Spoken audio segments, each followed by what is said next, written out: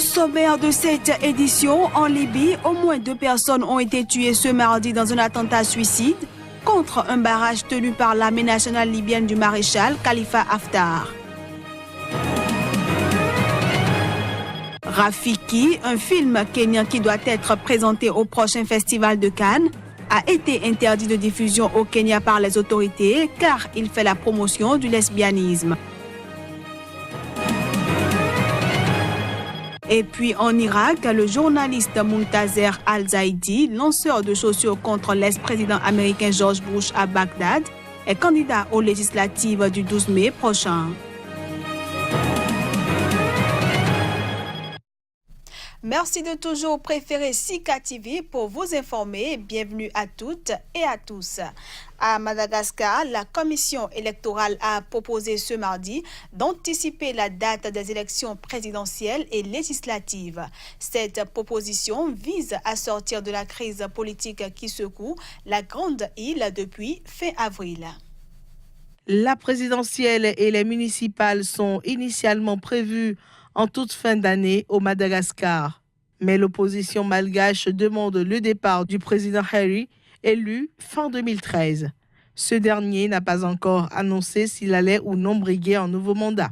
L'article 52 de la Constitution malgache donne la possibilité de tenir une élection anticipée. Le président de la Commission électorale nationale indépendante a donc saisi cette ouverture. Si cette solution convient au gouvernement et à l'opposition, alors la CENI propose la date du 29 août 2018 pour le premier tour de l'élection présidentielle. On supplie les responsables politiques, quel que soit leur rang, et tous ceux qui sentent une responsabilité envers le pays et envers la situation actuelle, de se concerter pour prendre une décision dans les plus brefs délais et pour prendre toutes les dispositions afin d'instaurer le calme. Ça va être difficile pour nous d'organiser les élections si toutes les conditions ne sont pas réunies définitivement ce mois de mai. Ça va être difficile pour nous car nous avons perdu trop de temps dans des débats alors qu'on dit que l'on veut procéder aux élections. La commission a invité toutes les parties prenantes à la crise à discuter vendredi de ces nouvelles propositions. Dans le cas où des élections anticipées ne feraient pas l'unanimité, la CENI a proposé de les organiser le 28 novembre ou de les retarder au 29 mai 2019.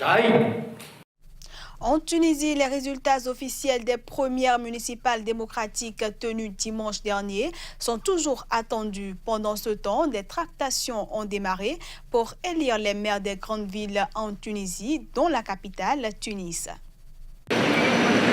Les électeurs tunisiens seront fixés mercredi quant aux résultats officiels issus des municipales. Lesquelles municipales ont été marquées par une abstention massive de plus de 66%.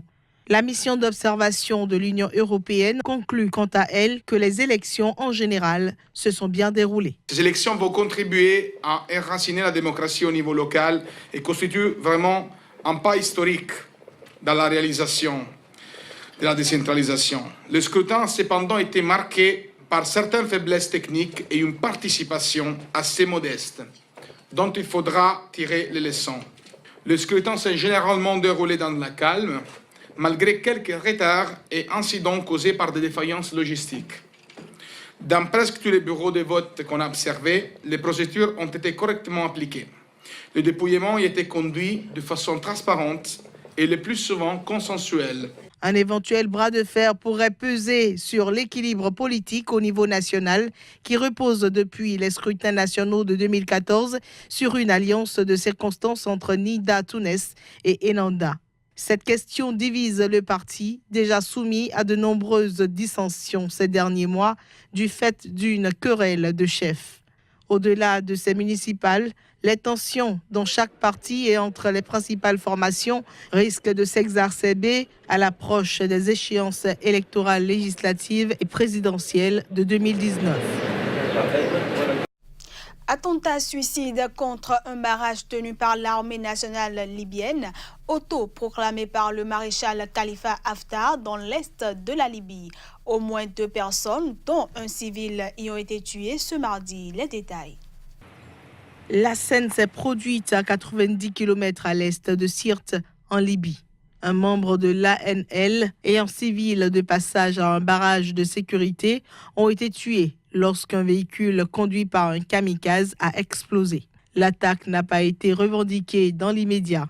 L'attentat intervient au lendemain de l'annonce par le maréchal Haftar du début d'une offensive pour libérer la ville de Derna, à l'est de la Libye, sous le contrôle du Conseil de la Choura des Moudjahidines, une coalition hétéroclite de milices islamistes et djihadistes.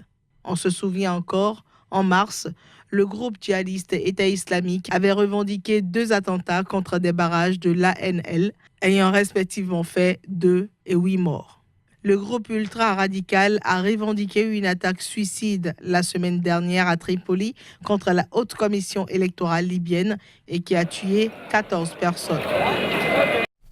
Allons à présent au Bénin où, après leur désignation par leurs collègues il y a quelques jours, les 9 députés mandatés pour représenter le Parlement au sein du Conseil d'orientation et de supervision de la LEPI, COS-LEPI, ont prêté serment ce mardi. Ils rentrent ainsi officiellement dans leurs fonctions conformément au Code électoral République du Bénin. Les images.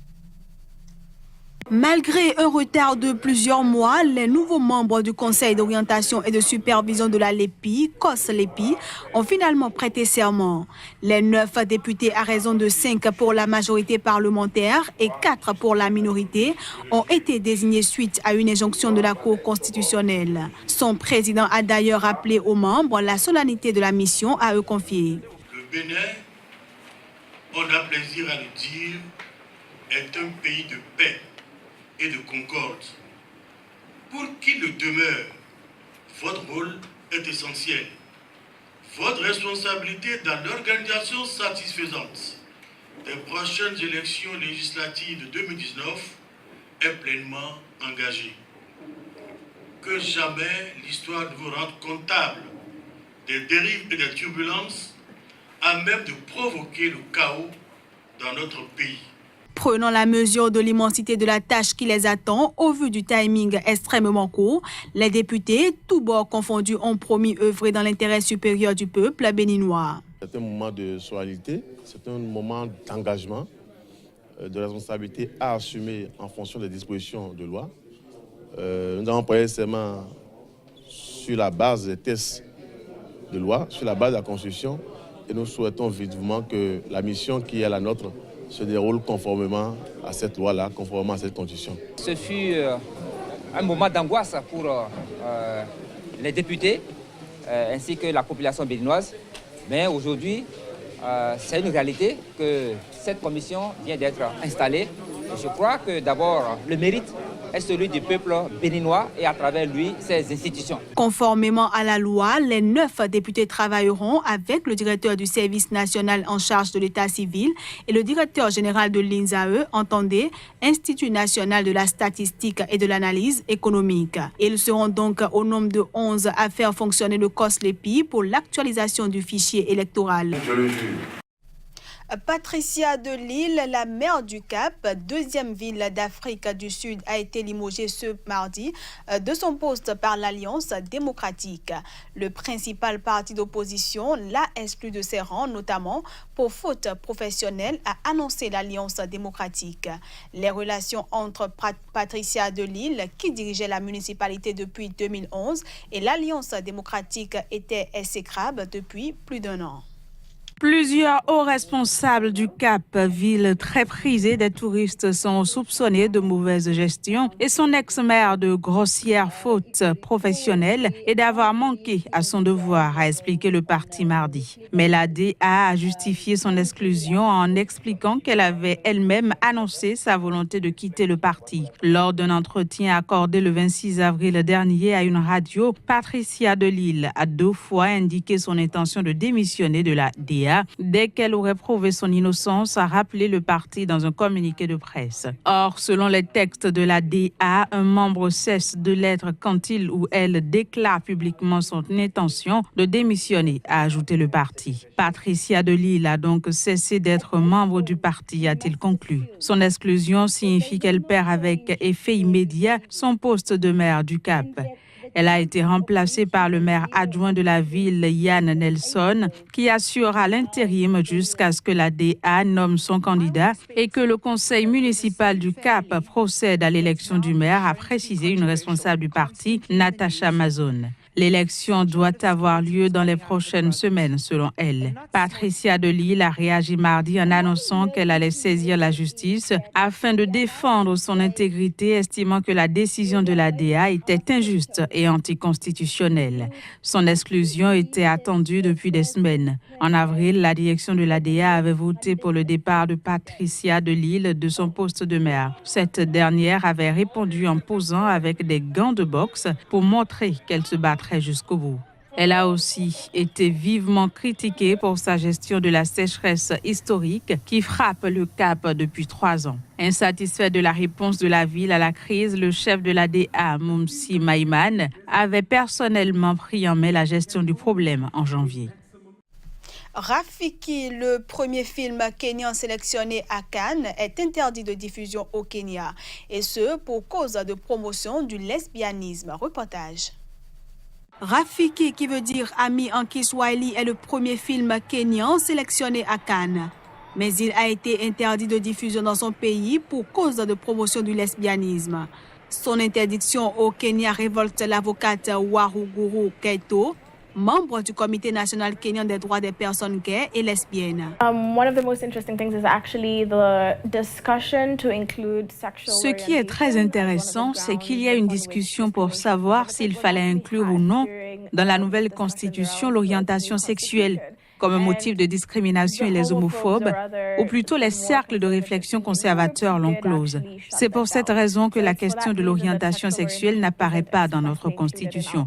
Mais ce qui est intéressant, c'est qu'on n'a sans doute pas jugé nécessaire de mettre ça dans la constitution, estimant que la loi est suffisante pour protéger ces personnes-là.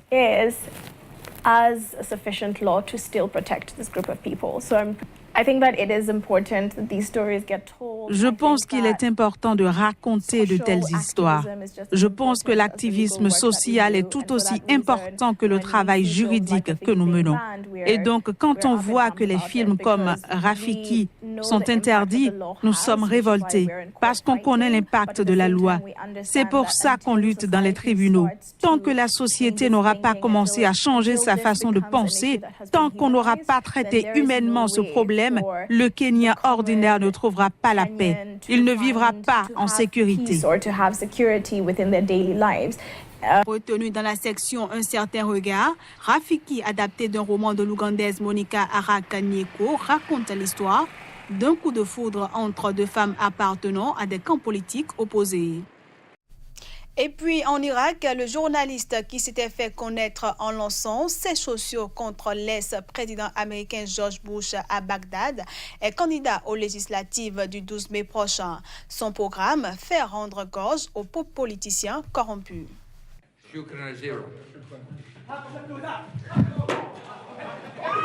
C'était l'une des images phares de l'année 2008.